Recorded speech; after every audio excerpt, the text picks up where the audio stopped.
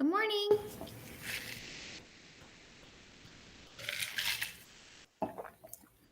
How are you doing, Faith?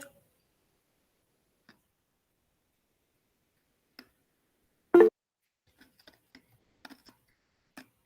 doing good. Thank you. Ready for the weekend. We get Monday off, so nice long weekend. So it'll be nice. How are you liking online school so far?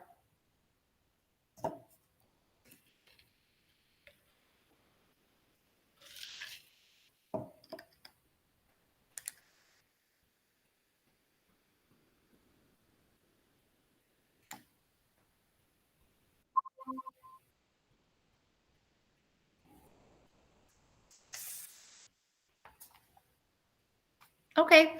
Yeah, it's an adjustment going to in person. Morning, Lucille. It's an adjustment. Even for myself, I used to teach at Coronado High School, so switching online is definitely an adjustment and stuff. So going from brick and mortar, right, to, you know, so. Oh, did you? Cool. I used to teach AP World History. Okay. I was the AP World History teacher for 12 years. Did you know? So I taught in the 800 hallway across from Mr. Pileski and stuff like that. So it was my first year here. That's cool.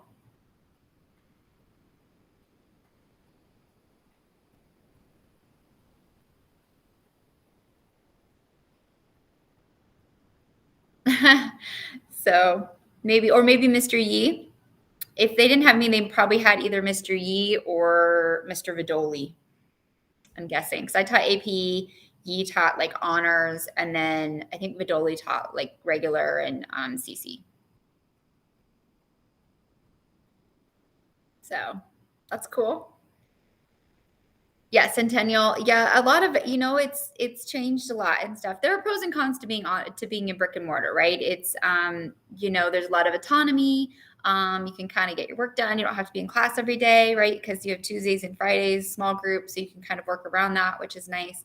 But it can be a little bit isolating, right? It can be a little bit hard because you don't have that social interaction and I don't know, I feel like there's a little more energy, right? Being on campus. So it's definitely an adjustment. Good morning, everybody.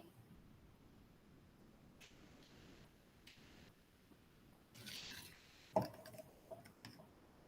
morning, Marie. Good morning, everybody.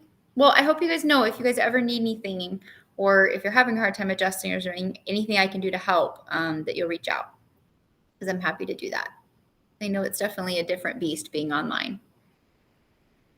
If you're just joining, please go ahead and get Canvas, the course arc open and the notebook open from yesterday. So module 7, lesson 2. Get those both open because we're going to jump right into that today and try to get a lot done today. Okay, so that you don't have as much you need to do over the weekend. Okay, so that's the goal, to limit your homework as much as we can. So good morning, everyone. If you're just joining, welcome to class. I hope you're having a great day. Please go ahead and get Canvas open. You're going to open up the course arc in the notebook from yesterday, module 7, lesson 2 on civil liberties. We're going to continue working on that today.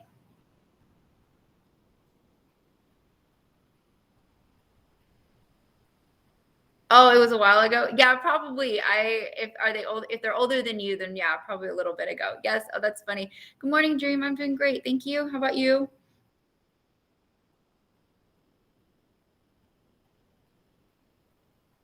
Hopefully they don't say bad things. Hopefully they didn't mind my class. That's always the thing. Yeah, they had you. Uh-oh. Oh, that's funny. Small world, right? TCSD is the biggest school district, but also the smallest for sure. So, right? Yeah. Comes full circle. There you go. Well, this is my first year teaching government. I actually really like it. It's fun to teach something different because I taught world history for 12 years. So it's like super nice to teach, do something different and learn more about the government. And even I find myself learning because I haven't, touched on a lot of this stuff since I was in college. So it's actually, I really enjoy getting back into this curriculum. And I love world history. Love world history. I think it makes you more open to everyone's freaking out in this country right now. And I'm kind of like, if you had any idea what's going on in the rest of the world, it puts things in perspective, or understanding history helps, I think, you put present into perspective. And I think that a lot of people are lacking that. So I really like that about world history. But government's so important too, understanding how our system works, because people love to just put generalizations out there and kind of inflate issues.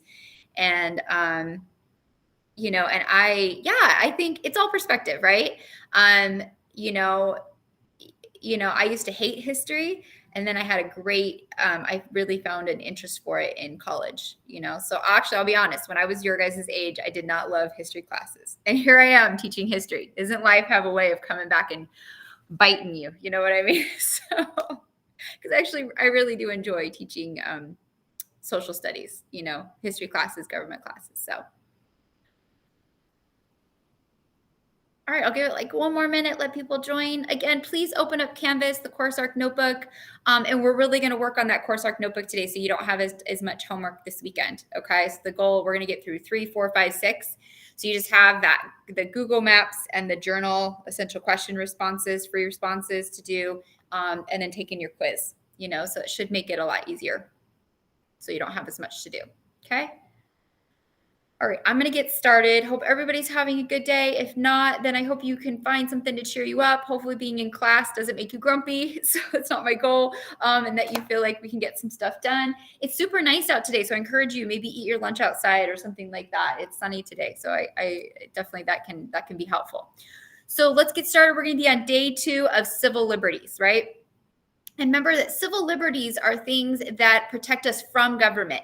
And I think this is what you want to keep in mind as you get into your adulthood and you become an active member in government. No matter where you are on the political spectrum, if you're more conservative, you're more liberal, like that doesn't matter. At the end of the day, we want the freedom to petition for what's important to us, right? You want the freedom to be able to say what's important to you. And it's easy to silence someone else, but watch out, because that could be you the next day, So we want these protections. Differences are good. We don't all want to be the same. We don't want to all be robots, and so we need protections of government, that's civil rights, but we need protections from government, civil liberties, because that protection they're giving us can quickly become controlling. All right. So there has to be a balance, and it's a constant work in progress, right? It's just like civil rights. You're never really done, looking at them, re-examining them, questioning them, and kind of redefining them. Okay. So I thought really quick, a good bell ringer. I don't know if you're like a New Year's goal kind of person. If you're not, I don't tend to have like New Year's resolutions, but I do like to try to have at least like one goal that I'm actively working on, maybe something in my life that I'm actively trying to make better. Or maybe I'm in a difficult season. So what's going to help me get out of that season or progress in that difficult season or something like that. I thought this gift was great because I love French fries. So it makes me want to go get French fries right now. And actually I picked this one also because my personal goal right now is I want to try working out a little bit more because I'm home so much and sitting. I used to get up and stand and walk around more when I was in the classroom. So being home and sitting so much, I'm like, I got to work out. So I'm trying to work out 3 days a week and be really consistent about that and stuff. So that's the current goal I'm working on. So in the chat or unmute, what are you working on? What's important to you right now? What are you, it could be anything. Is it your mental health? Maybe you're just trying to get through classes. Maybe you're working at your job. Maybe you're working on a more positive attitude. Maybe you're trying to make your bed every day. I don't know. I don't know. What's your current like thing that you're trying to like work at? Maybe, to keep yourself on the right track.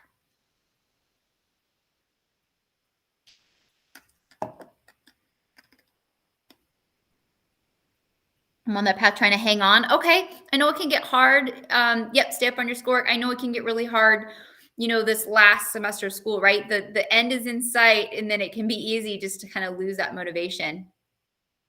Have more confidence, not apologize for being myself. Yes, you shouldn't have to apologize for who you are. As long as we're, not harming others, we shouldn't have to apologize for who we are and embracing who we are. I love that. That's really good, and hopefully people, maybe that will just draw the right kind of people around you. I've lost friends before, and I thought it was something I did. And sometimes I just realized that I didn't have the right friends. You know what I mean? For lack of a better word, right. And it doesn't mean that we don't self-evaluate, right? I'm sure, Lucille, you agree with me on that. It doesn't mean that like, I'm not looking at myself and making sure that I'm being a kind and nice person, but I shouldn't have to, yeah, apologize for being my authentic self. 100%. Yeah, 100%. Right. So it doesn't change, unfortunately. I'm in my 30s, doesn't change. So it's a lifelong journey. Anybody else? What are you working on? Yep, stand up on schoolwork. I know for a lot of you, this is the goal, right? Trying to just get through your senior year, get through your classes and stuff like that. And that's a great goal. I understand. I've been there. When I was in high school, when I was in college, that last year is so hard. You're so close and you're so over it, So it's easy to lose motivation. So trying to keep that. Anybody else? What are you working on? Let's have one or more two people share. I think you sharing it actually could be really encouraging to other people. It also makes me feel like I'm not just sitting here alone at my kitchen island. It's okay to interact. You don't have a goal? Okay. Better in math? That's a great one. Yeah, sometimes it's that one class, right? That one class that can be difficult. So so you got to kind of buckle down and work on that class. I've been there. For me in college, it was a statistics class that about killed me. I was like, I can't do this. Good grades, graduating time, get to college, start working. All right, JD, you got like the vision board up. You've got like all the good stuff up there. I love it. Yeah, great things. Awesome. Yes. Yeah, you're all are in such a huge transition period of your life, trying to finish school and also what am I going to do next? Graduate, get your EMT. Oh, EMT, that's awesome. First responders are amazing. And stuff. So they have a hard job and there's definitely a need for them. So it's wonderful. That's great, Faith. Great. Well, I'm so glad to hear about your goals. Keep it going. And if there's ever anything I can do to help you with that, if you ever need recommendations, if you ever, are struggling in class and need help with studying or things like that, coming to small groups so I can help you or we can work on those goals. Or again, if you ever need a reference or things like that, teachers are great people to reach out to. So if you ever need recommendations letters or those references for jobs or getting into programs, let us know. Okay. Because we know how to word things and, make it sound good. So let us know. All right. Let's get started and let's try to get a lot of work done today so we can help you on these goals of getting through class, getting good grades, and hopefully having a great weekend. We get Monday off, right? It's Martin Luther King Jr. Day. So speaking of civil rights, right? Someone who was so essential to the civil rights movement in the 1950s and 60s and stuff. So let's get this goal done so that you can enjoy your weekend and talk about timing, right? Such a civil rights icon and stuff, and definitely on topic with what we've been talking about last week and this week. So let's review just a little bit. We went over the Bill of Rights yesterday and started our notebooks. Can you list any of the freedoms that we talked about in the Bill of Rights? Any of them? You can unmute, you can put them in the chat. What were just some of those basic freedoms? Remember, there's 10 amendments, so there's tons of freedoms that you could put. So anything to do with like trials or think about what we have the right to own or not to own. What kind of freedoms? First Amendment, what kind of rights do we have? Freedoms are we given? Put them in the chat. Great. Yes. Right to bear arms, freedom to own weapons. Yes. The Second Amendment, freedom of speech, First Amendment. Very good. Very good. What else? In the First Amendment, there's a bunch of freedoms, right? Freedom of speech. What are some of the other freedoms in the First Amendment? The First Amendment has like a total of 5. Does anybody remember any of the other freedoms in the First Amendment? Or you could think about once you get into like the justice system, if you are accused of a crime, you still are guaranteed quite a few rights, and maybe what some of those are. Yes, freedom of religion. Very good, JD. Yes, freedom of religion. What are some others? Let's get one or two more. Think you read it or you publish it. Freedom of what?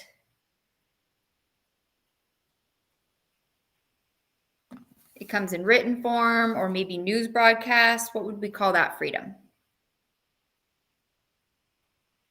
Freedom of the press. Very good. Awesome. Very good. Yes. Freedom of the press. Can you remember any from the like 4th, 5th, 6th Amendment? Anything to do with like if you're in the justice system? Like if you're arrested, what are some of your rights? Because just because you're arrested or you're charged with a crime doesn't mean that you don't have rights. You all have the right to a what? Whether or not you can afford it. Does anybody remember that one? Rich people can afford it. Everyday people can't. What is it that you're guaranteed? So if you can't afford it, they will appoint you one. Do you remember? Yes, a lawyer. Very good. Yes, you have the right to call and to be assigned a lawyer for your case because you're at a disadvantage if you're defending yourself in a court case, right? Unless you're a lawyer, you don't know how the justice system works. So you need that lawyer to help you navigate that system so you get a fair trial, a fair chance to defend yourself. So no excessive bail. Yes, speed in public trial. Very good. You have the right to face your accuser. No. Good morning, Ms. Carter. No excessive bail. No cruel and unusual punishment. So there's a lot of different things. Very good. So you guys remember quite a bit. All right. So what we're going to do today is we're going to continue working with a lot of these amendments and looking at some court cases as we complete numbers 3 through 6 in our notebook and course arc. So let's jump over into our course arc. Okay, so if you have the class open, you're going to go to modules. Remember for tomorrow, go to announcements and I'll have a list of what to do. Okay, so like getting your attendance done and what's due tomorrow, which is module 7, lesson 2, notebook, course arc, and quiz. So make sure you're going to that announcement tomorrow to keep yourself on track, okay, toward those goals of good grades and getting closer toward completion of the course. All right, once we're in modules, we're going to go to module 7, lesson 2. I'm not going to click on the notebook again. If you weren't here yesterday, you'll need to open up the notebook so you can go into this, but you're going to launch the course arc by clicking on that blue button again. Okay. And then you're going to open your notebook from your Google Drive. All right. So you got to go into that folder and open up your notebook from your Google Drive. So once you have the course arc open on the navigation, we're going to be on the due process of law page. So that 4th page. And then you want to have your notebook open. Okay, because remember yesterday we did the essential question and vocab. So I'll give you a minute, get both of those open, and then we're going to keep working.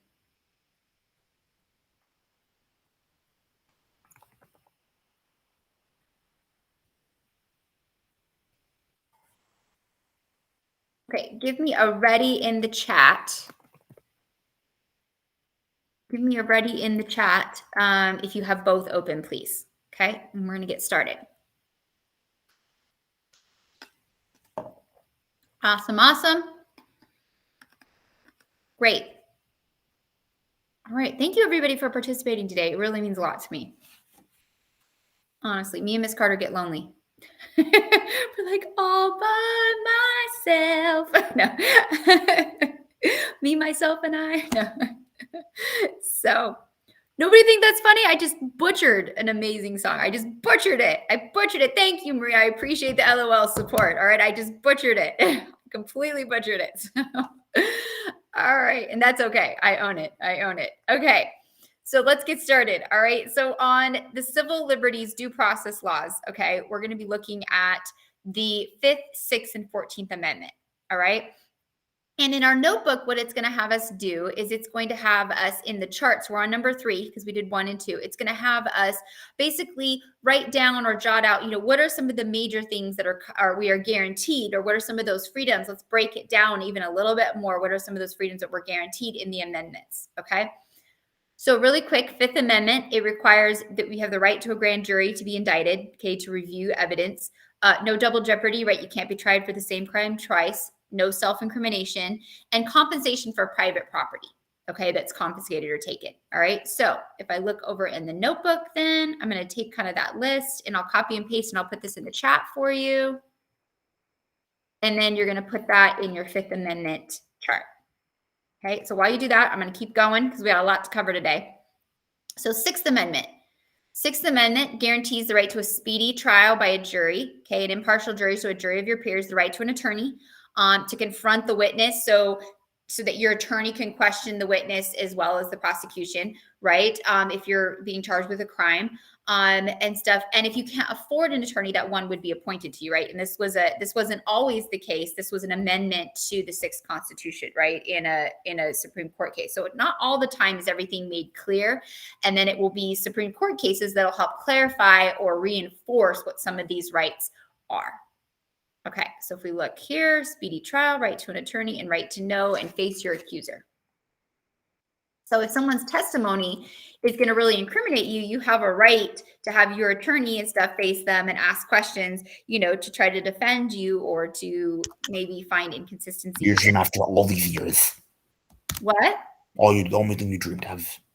Mm-hmm. Okay, so you're going to copy and paste this into the chart. And then 14th Amendment guarantees, so it clarifies rights of citizenship and who that is. So it should be despite your race, background, gender, identity, right? That if you were born in this country or naturalized and stuff, then that you have that you are a U.S. citizen. Okay, and you have the right to due process and equal protection. All right, so let me copy and paste this over into the chat. That's okay, Judy, no problem. So go ahead and copy and paste that into the chat, and then we'll keep going. Or into your chart, sorry. Okay, so now we have to do matching. Okay, so we got to do matching of what rights are guaranteed where. Okay, so let's see here.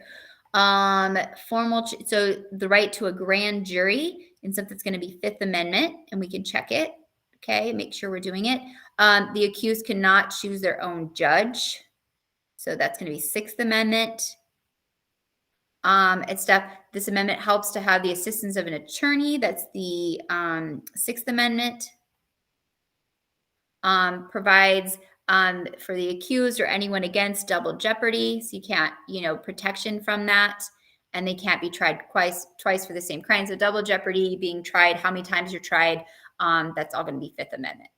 Okay, so you can get that done and save it. Make sure that it registers then, because it increases or changes your score. If you don't have your course arc open, you can always take a picture with your phone. So that's a great way, take a screenshot if you need to. Okay.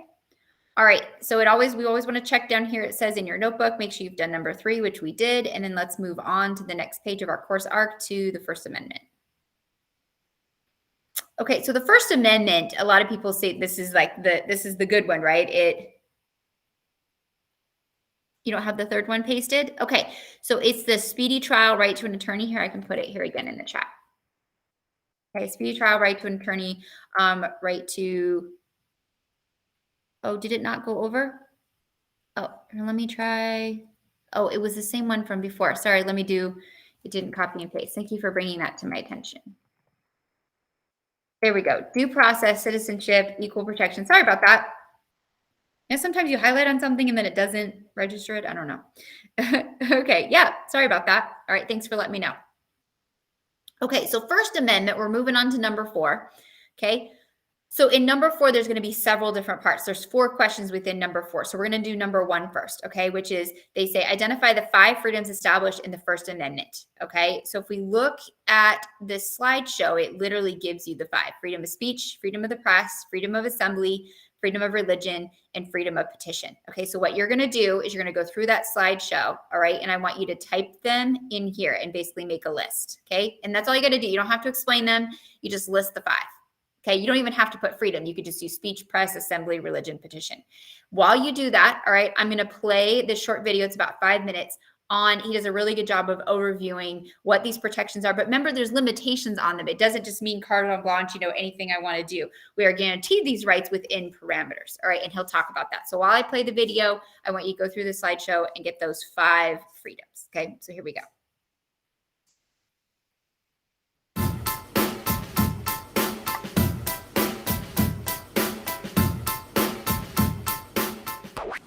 Hey guys, welcome to Hip Hughes History. We're continuing with the Constitution for Dummies series, taking a look at the First Amendment of the Bill of Rights because we have run out of articles. So let's take a look at the original language, a few ways that you can remember them, and some historical context of that language throughout American history in like 5 minutes. So students, lifelong learners, cray-cray on the internet, start your engines.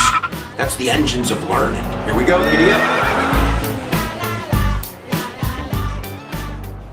So even before we approach the Bill of Rights and start looking at language, I want to talk about the idea of selective incorporation. It's really important to understand, guys, that the Bill of Rights was written for the federal government, federal law, federal action. The states, in a sense, have their own state constitutions. So it's not going to be until after the 14th Amendment, and there's language in the 14th Amendment, you can click right there and watch my 14th Amendment video, that basically says that the states have to succumb to the Bill of Rights concepts of equal protection and due process. And then throughout the 20th century, the court starts selectively incorporating some of the Bill of Rights to the states. Congress shall make no law respecting an establishment of religion, or prohibiting the free exercise thereof, or abridging the freedom of speech, or of the press, or of the right of the people to peacefully assemble, and to petition the government for a redress of grievances.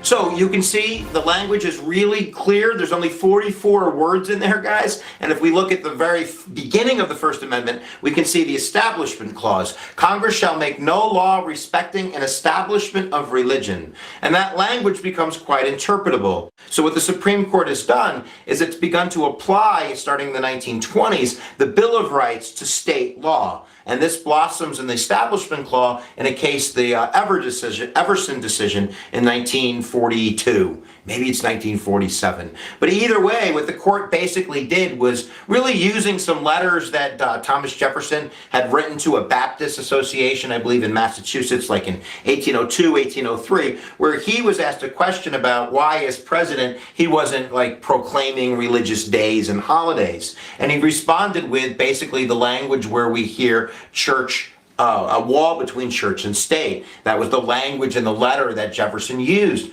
So the court used that letter in a sense to rationalize the intention of the Establishment Clause. So while some strict interpretationalists might say an establishment of religion means just that, like in 1830 in Massachusetts, when Massachusetts was like officially a congregationalist, established religious state, to the idea of, can I pass a law saying that we're going to say a prayer, in school? So loose interpretationalists have used the Establishment Clause intention of Jefferson and this wall between church and state to build it up pretty high.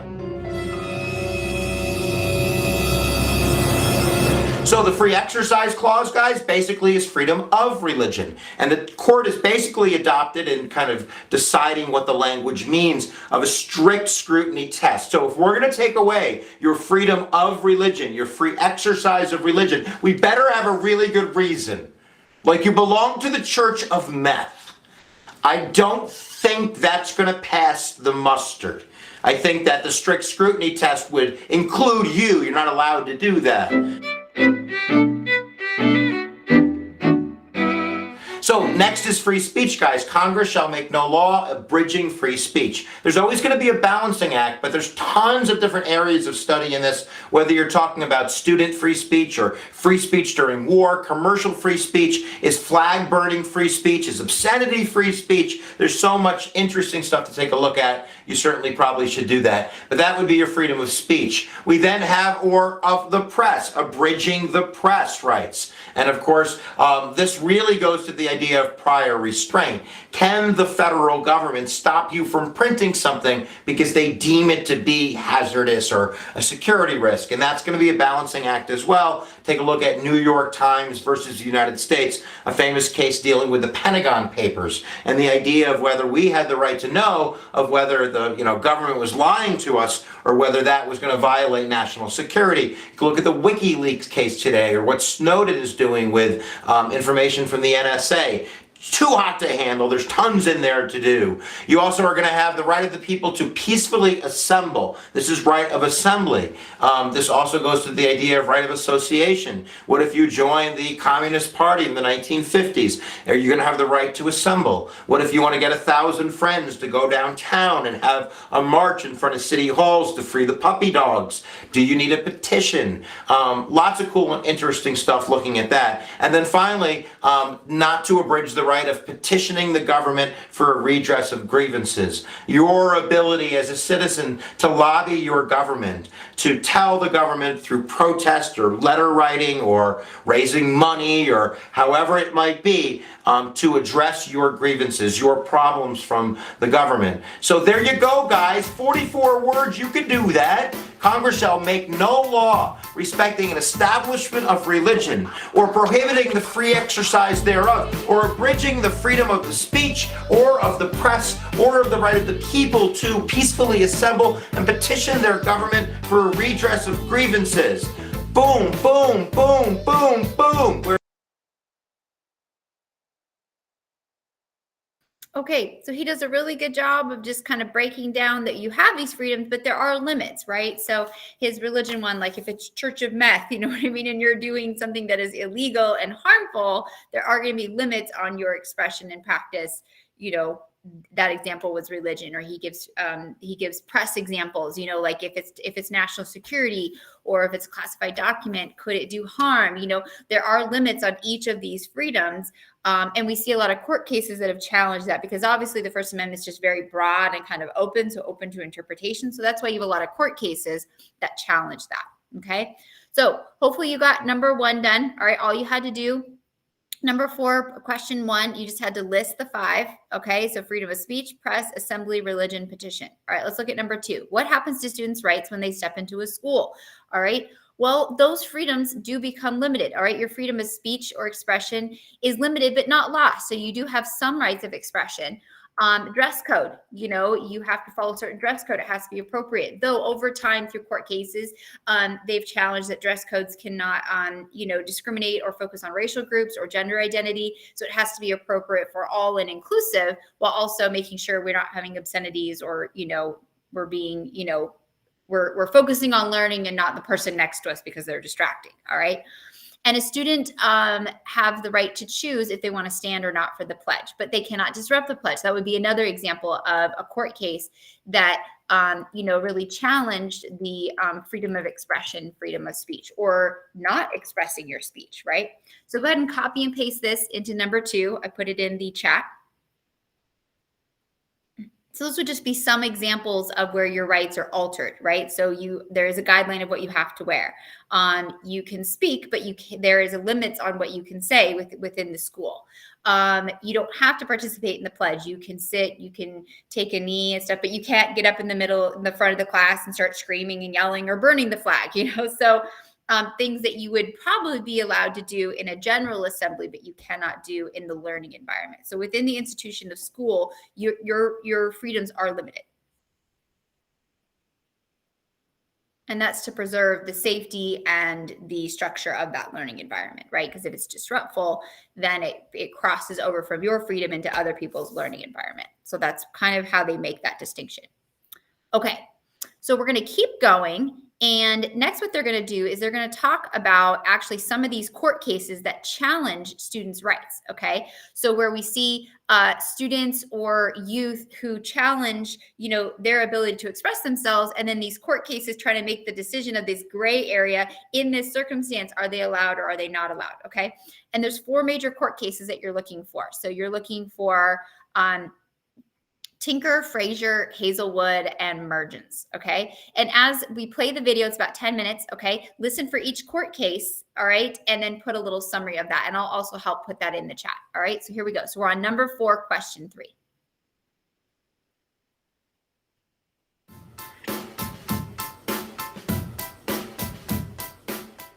Hey guys, welcome to Hip Hughes History. Are you a kid in school and you're always yelling, what about my rights? Well, I'm about to tell you about your rights as we examine some Supreme Court cases that apply to you, the kid in school. And you might not be too thrilled with the outcome, but giddy up for the learning. You better be smart about it. So here we go. Let's go get her done right now.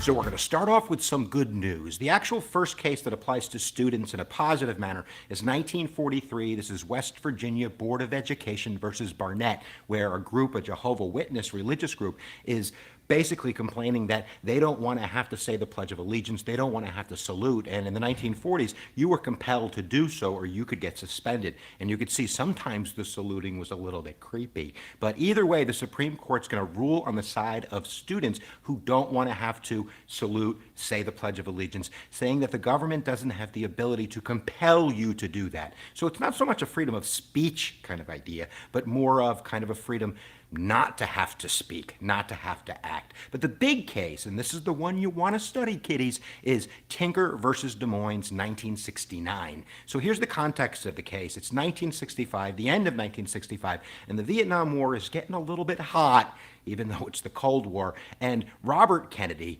has basically announced that he wants a truce, a ceasefire, as we approach the Christmas holiday of 1965. And there's a lot of protesters and a lot of anti-war people and a lot of kids that are for this. And that includes the Tinker family. We have John, who is 15, Mary Beth, Paige, Hope, and a friend, Chris Heckard, that get together and they plan on supporting this endeavor by putting on some black armbands and going to the school. And when the Des Moines School District gets hold of this information, and it's not just the high school, but the middle school and the elementary school, they kind of, preempt it by saying, don't you dare.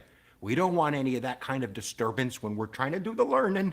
And the kids do it anyway. And then on December 16th, Mary Beth and Chris Eckhard got suspended. John got suspended the next day. And it probably would have ended there if it wasn't for the lobby group, the civil rights organization, the American Civil Liberties Union, who came in and said, we think we should do something about this. And that case eventually travels to the Supreme Court. They had lost in the lower court of the district court. Court of Appeals was a tie. And now they're there to say that students have some rights. And the court agrees. It's the Warren Court, the liberal activist court, who basically says that it's one thing if you're trying to, promote learning, you're trying to have a calm atmosphere. You're not doing it for that reason. You're doing it because you want to avoid controversy. So students have a right, maybe not to yell in the cafeteria, but they have a right to symbolically protest, even if it's an unpopular opinion in school. The court says you don't shed your rights at the schoolhouse gate. You got some rights. So enjoy that, because I'm about to poke holes all over your Tinker armband rights.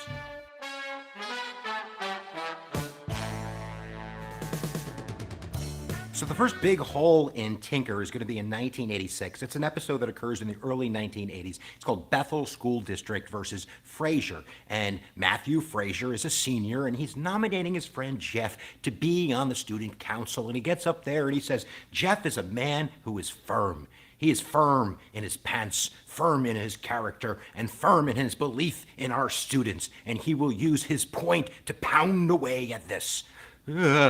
The principal immediately suspends Matthew, saying that you've crossed the line. This isn't freedom of speech. And he's basically saying that's not for you to interpret. This is my freedom of speech. This is the Bill of Rights in action. And the court sides on the side of the school, basically saying that the school has an ability to limit Tinker if it comes to things that they can interpret as being sexual innuendos. And they say, obviously, the kid's referring to that, so we have the right to shut you down on that. And there are current cases. For instance, there's some students, middle school students, who are wearing the I Love Boobies bracelet in the kind of the cancer awareness fundraising spirit, and they were suspended, and they actually won their appeals case. It's not going to the Supreme Court. They said that that was a legitimate freedom of expression, and they're allowed to do that. But you better be careful if you're getting a little bit of, close to the hanky-panky, which is #creepy.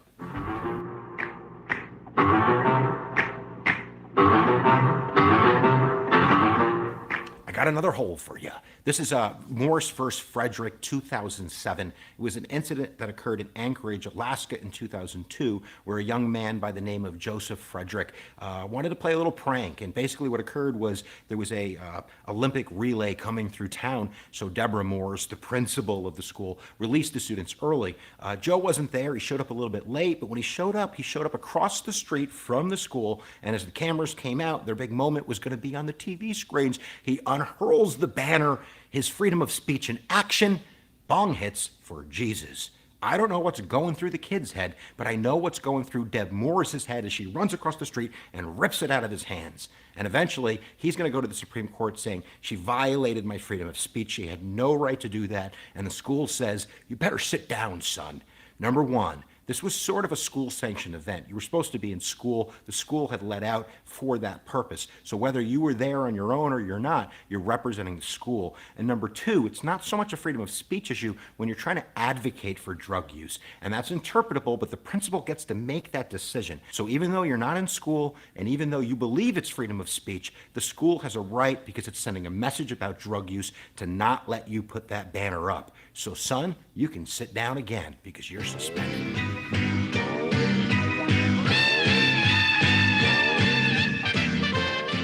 So you want to print an article in the newspaper, don't you? And you think you can do whatever you want because it's your freedom? I got news for you. That's going to be limited. This is another Hall and Tinker. It's called Hazelwood versus Kallmeyer, 1988. And the students basically had written some articles that were first shown to the principal. And one of the articles was on divorce. Another one was on teen pregnancy. They were interviewing students, keeping their names anonymous. But the principal was like, I don't think this is a good idea. You're not going to print that. They go all the way to the Supreme Court saying that, if we don't have this freedom of press right in school, how are we going to live it when we get out of school? And the court says, no, school is for learning, and schools have to have the ability to have what's called prior restraint, which means you're going to have maybe more limitations on your freedom of expression when it comes to press in school, because that's not really why you're there. You're there to create a learning environment, and if the school believes it's getting in the way of some kind of pedagogical purpose, then it has the ability to do that. So watch what you print in the newspaper, because you might be going down.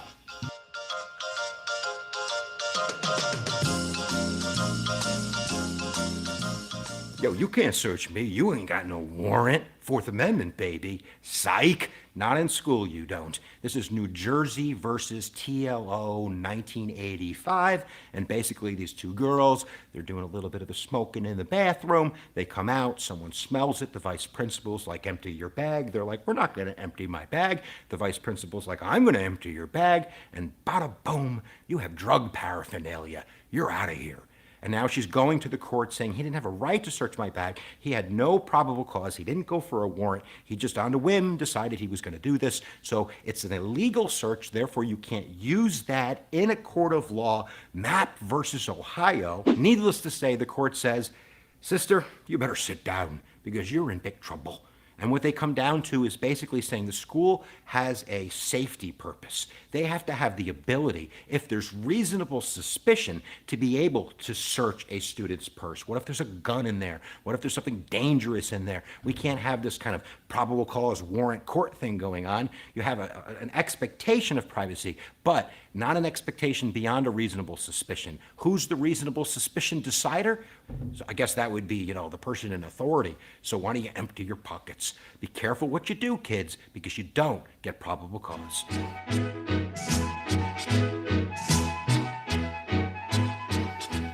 You can't make me pee in a cup. Oh, maybe we can. There's actually 2 court cases that deal with student drug testing. Both of them are random drug testing that occur when you join first an athletic group, and this was the earlier court case. This is Vernonia School District versus Alton, 1995, where a student was joining a sports team and basically said, look, I didn't do anything wrong. You can't make me, give up my pee-pee because you, just are randomly drug testing. You have to show I did something wrong. And the court says, not so fast, son. We have a duty in school, not only to send a message about saying no to drugs, but to make sure, especially in athletics, you can't be on the field high. You could get hurt. So we have a duty to protect not only the message, but to protect you. We want to protect you. So therefore, it was held constitutional that schools can do random drug testing when you're joining, let's say, the football team or the baseball team or whatever. Now, the next court case, which is a Board of Education versus Earls 2002, doesn't deal with athletic groups, but competitive non-athletic groups like the chess club or the debate club. And remember, the prior message was, we're doing it for your safety. You could get hurt out there. But the court's going to broaden that. They're going to broaden the hole in your kind of Bill of Rights shield by saying, nope, the message of drugs is so important. We have such a duty to protect that we have the right to do random drug testings if you join the chess club. So there you go, guys. That's all the court cases. You got Tinker versus Des Moines. Put that in your pocket, but be careful because there's holes in that pocket. So, guys, we hope you learned something about your rights. You might not be that happy. Maybe you are.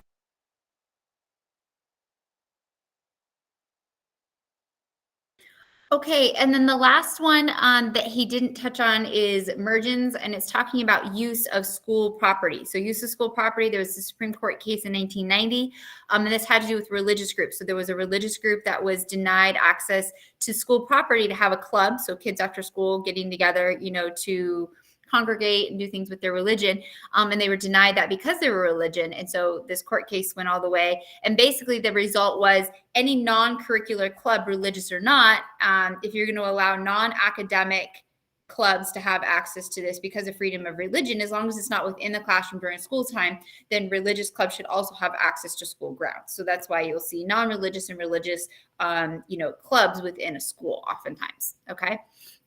So we should have number 1 done, number 2, number 3. So number 4 in part 4 is list 5 rights that you are surprised you have or did not have while on school grounds. So a lot were covered during the video. We've discussed some of those.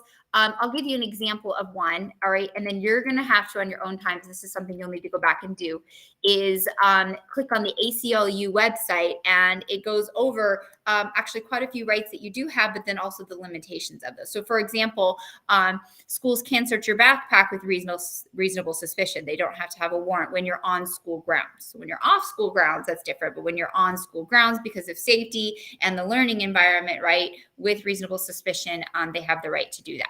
So you need to find 4 more, or you could list some that you heard in that video from the court cases. Maybe, you know, things that you're allowed or you're not allowed to do. For example, you can sit for the pledge. You don't have to stand for the pledge. Yes, Ms. Carter.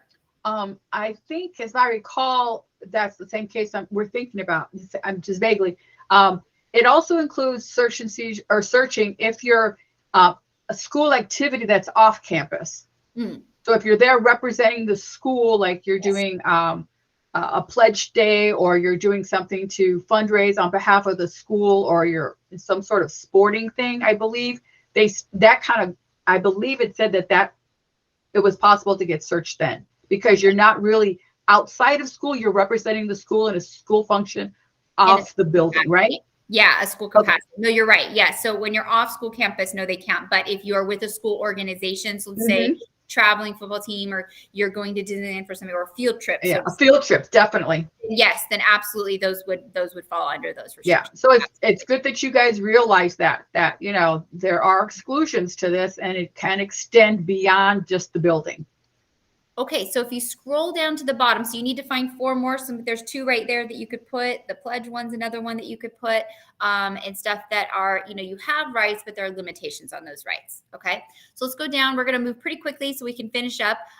So the First Amendment protects not only pure speech, but also symbolic speech. So the example would be like sitting for the pledge instead of standing, or kneeling for the pledge. That would be an example of symbolic speech.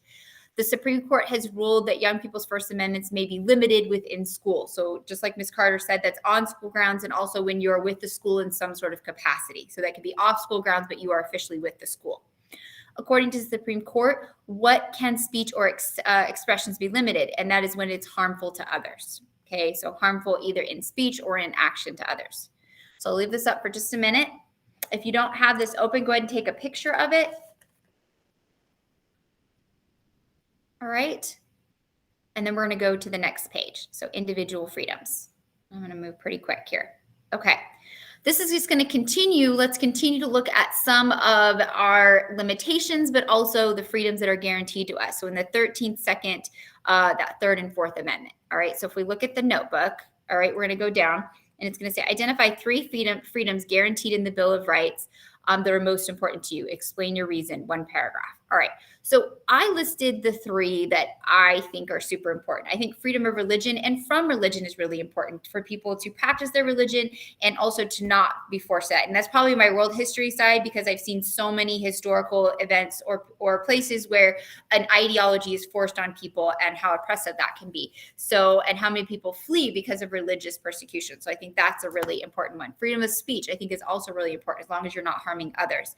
The ability to disagree with your government is the way to keep your government balanced, a way to keep your government accountable. And when that's restricted, I think that's really scary. And then due process, the right to a fair trial, the right to a lawyer, having a jury. reducing as much bias as possible, I think, is really, really important to keep equality, to have justice served, but also keep equality for those who are being accused. You don't have to do these. You can change them up if you want, but those are just the ones that I think stand out to me the most. There are many that are important, but those stand out to me the most. All right.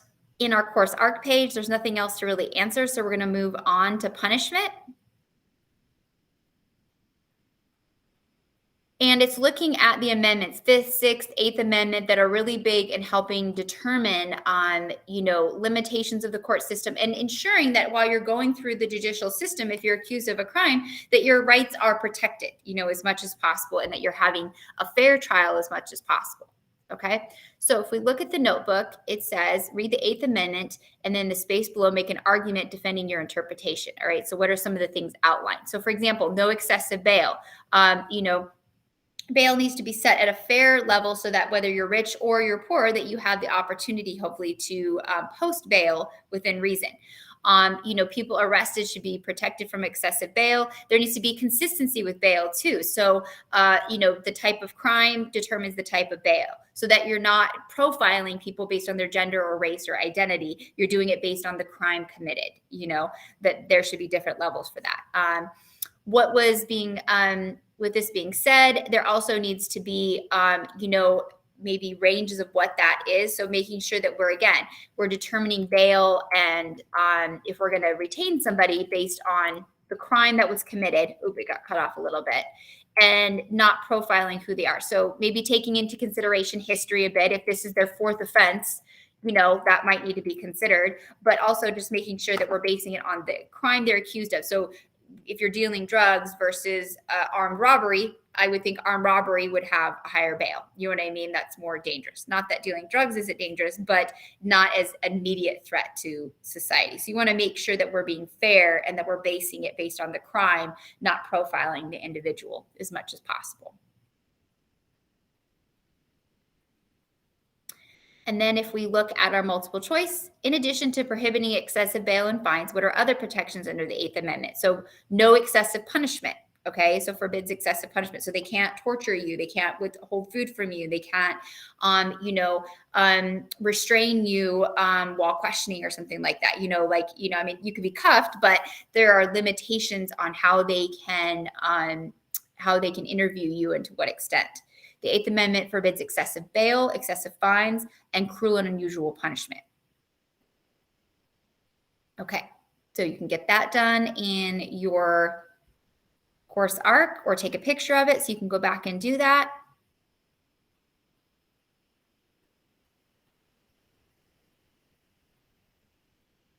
Okay, so what's left that you need to do? Okay, you got to do 7. You need to do the Google Maps tour, and there's going to be a matching on that page. And then the journal and the essential question. For the journal, you do not need to do 3-4 paragraphs. 1 or 2 paragraphs is fine, okay? So I'm not requiring the 3-4 paragraphs. So if you just do 1 or 2 paragraphs, you're more than fine. Okay, so I just want to point that out to you in your notebook. And then you complete the last couple pages of the course ARC, okay? All right, before we let you go today, just to review, we looked at civil liberties, what they are and examples, so what we have, but also limitations of that. That should say module lesson 2. Sorry, lesson 2. So you need to finish course ARC for lesson 2, the notebook, and then I have the review sheet for you. This will be linked in the announcement tomorrow, and it's also linked on the live session page. Okay, so here's the link. Go ahead and click on that. And again, this is super helpful when you're studying for your quiz, and it helps with the notebook. So here's the vocab. Here's just key points from each page. And then you'll notice remember the multiple choice questions that they give you in the course ARC are often the same questions that they give you on your quiz. And any of those questions I've highlighted. So for example, according to the Supreme Court, when is speech expressed or limited? When it may cause harm to others. The First Amendment protection, not only pure speech, but also symbolic speech. So these questions should look familiar because we just answered them today. There's matching later on in the course ARC, and I have those matching right here for you. Okay, so use this not only to finish your course arc, but then to take your quiz. All right, you can add to it. The key is you have to print it off when you take your quiz because you can't have electronic help.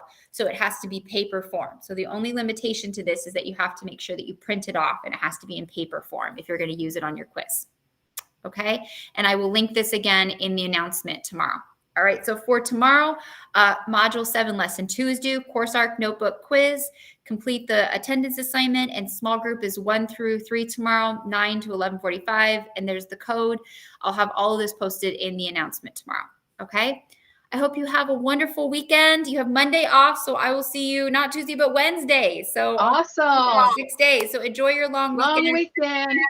And remembering what a key symbolic, don't worry about it, JD. Don't worry about it. All right. So I think me singing was worse. All right. That was so entertaining. I Do it get again. the award. I get the award. So have a good weekend. All right. And stuff. And if you need anything, come see me tomorrow. Myself or Ms. Carter, we're here to help. And I will see you next week. Thank you. Bye. Bye, everybody. Bye, Ms. Hall. Bye.